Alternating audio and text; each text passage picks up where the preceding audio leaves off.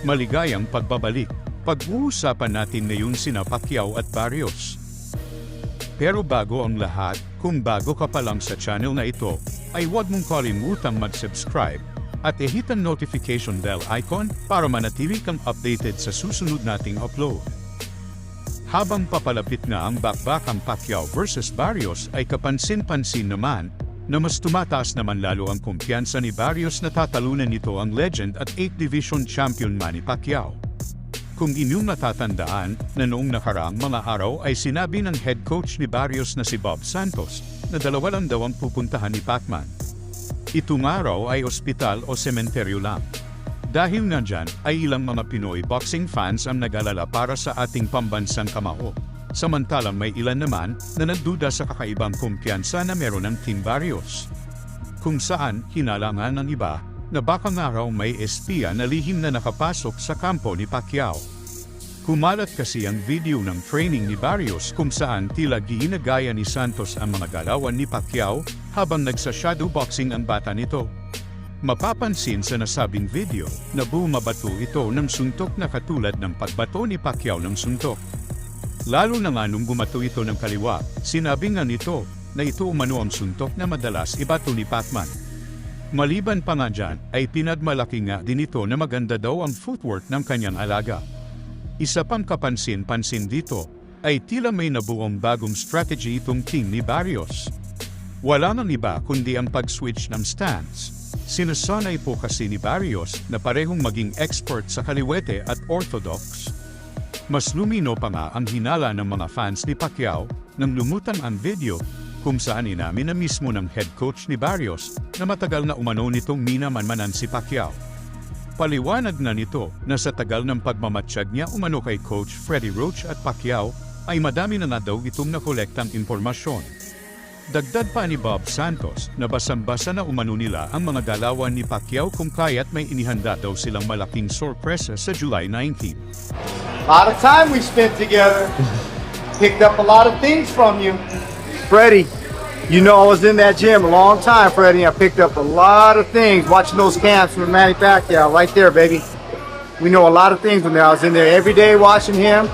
And unfortunately for him, there's a lot of things we're going to bring to the table on July 19th of the things that I seen with Manny Pacquiao. We're coming, baby. You know that, Freddie. I was there a lot of time, Freddie.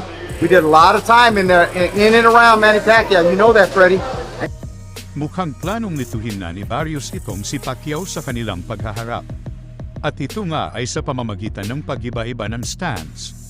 Kung hindi ito mapaghandaan ni Pacquiao, siguradong mahihirapan itong gulaan ang mga galawan ng Mexican-American at posibleng maggulat ito sa maaring gawin sa kanya ng kasalukuyang WBC Welterweight World Champion.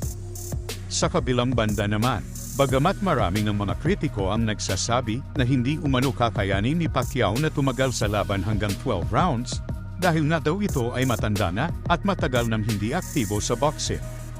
Hinala pa ng iba na pagdating umano sa late rounds, ay babagal at hihingalin na raw ito, at dito na raw sasamantalahin ni Barrios ang pagkakataon para pabagsakin si Pacman. Subalit kinontra nga po ang mga espekulasyong ito ng strength and conditioning coach ni Pacquiao na si Justin Fortune. Ayon kay Fortune na kung iniisip daw ng karamihan na isang matandang Pacquiao ang makikita nila sa July 19, ay nagkakamali umano ang mga ito. Ipinagmalaki ni Fortune na hindi nga daw hinihingal itong si Pacquiao sa mga training nito. Maliban pa nga daw dyan ay pinagkalooban daw ng Diyos ng kakaibang lakas ang parehong mga kamao ni Pacman. Kaya naniniwala umano ito na hindi lang kaya ni Pacquiao na tumagal hanggang 12 rounds, kundi posible pa nga daw na ma-knockout nito si Barrios. Paliwanag ni Fortune na bagamat isang mandirigma nga daw itong si Barrios, ngunit hindi daw kasi talaga nito ka-level ang mga champions na tinalo ni Pacquiao, katulad na lamang umano nina Eric Morales, Juan Manuel Marquez, Marco Antonio Barrera at Oscar de la Hoya. Tila sinasabi nga po dito ni Coach Justin Fortune na dahil hindi ka-level ng mga champions na tinalo ni Pacquiao itong si Barrios, ay magiging easy fight at easy win na lang ito sa ating pambansang kamao.